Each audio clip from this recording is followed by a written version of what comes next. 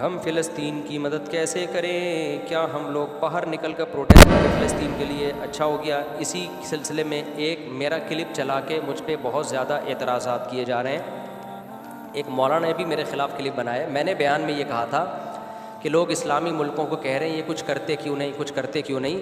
تو یہ عرب ممالک 3 بڑی جنگیں اسرائیل کے خلاف لڑ چکے ہیں۔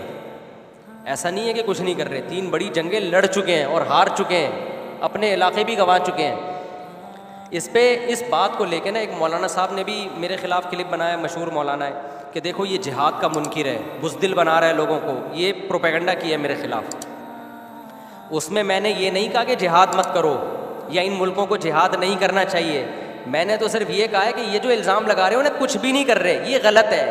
کچھ ایسا نہیں ہے کہ کچھ بھی نہیں کر رہے، بہت کچھ کیا انہوں نے، لیکن پیچھے امریکہ ہے اسرائیل کے، اس وجہ سے فتح نہیں ہو پا رہی۔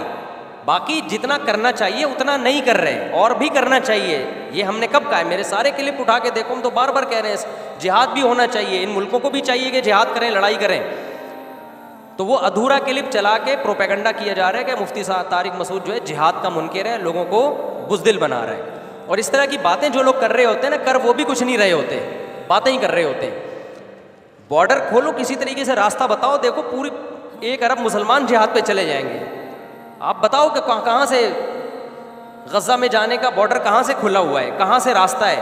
ابھی افغانستان سے کچھ لوگ ایران کے راستے سے ہو کے جا رہے تھے تو ایران نے پکڑ کے واپس کر دیا ان کو۔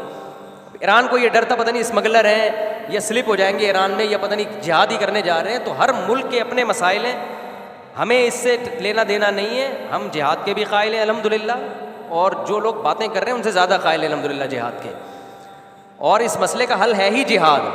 میں تو صرف یہ کہ یہ جو بدگمانی ہے نا، کچھ نہیں کر رہے، کچھ نہیں کر رہے، کچھ نہیں کر رہے، ایسا نہیں ہے۔ لوگوں کو چونکہ تاریخ سے، ہسٹری سے واقفیت نہیں ہے، اس لیے لوگ اس طرح کی باتیں کرتے ہیں۔ وہ 3 بڑی جنگیں ہو چکی ہیں، اور اس جنگوں کے نتیجے میں چونکہ پیچھے امریکہ تھا، تو اس امریکہ کی وجہ سے اپنے علاقے بھی گنوا بیٹھے یہ لوگ، پھر کمپرومائز کیا ان لوگوں نے، لیکن غلط کیا کمپرومائز۔ ہم تو کہتے ہیں اب بھی جہاد ہی ہونا چاہیے، اسٹریٹجی کو چینج کر کے ہونا چاہیے، پہلے دیکھنا چاہیے کن بیسوں پہ شکست ہوئی ہے، اس بیس کو تبدیل کرنا چاہیے۔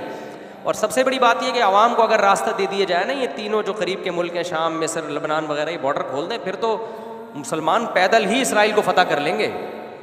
اتنے زیادہ مسلمان، اور سب کے دل میں ایسا جذبہ ہے، یہ چلے گئے نا، اتنی بڑی تعداد ہے الحمدللہ ہماری، کہ اس میں کتنے تھوڑے سے، اسرائیل بھی بہت چھوٹا سا، اس میں یہودی بھی بہت تھوڑے سے، راستہ تو دینا کوئی۔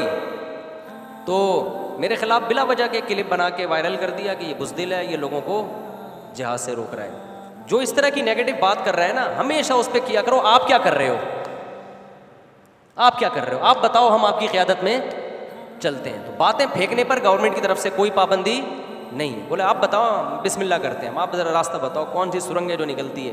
آپ بھی تو باتیں ہی پھینک رہے ہو نا بیٹھ کے، اور نیگیٹو کمنٹ، یہ موقع ہے اس طرح کی فضول باتیں کرنے کا، کہ آپ بجائے اس کے کہ فلسطینیوں کے غم میں آپ شریک ہوں، آپ ان کی امداد کریں اور متحد ہو کے ان کے خلاف کوئی کوشش کریں، آپ علماء ہی کی ٹانگیں کھینچنا شروع کر دیں، مولوی ہی کی ٹانگیں کھینچنا شروع کر دیں۔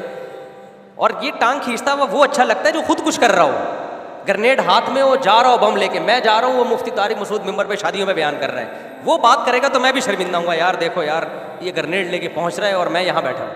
بات تو بھائی آپ بھی کون سا کیا کر رہے ہو، پٹاخہ بھی آپ کے ہاتھ میں نہیں ہے، اور بیٹھ کے پھر دوسروں پہ طنز کر رہے ہو، پھر ایک جنگ چھڑ جاتی ہے میڈیا پہ۔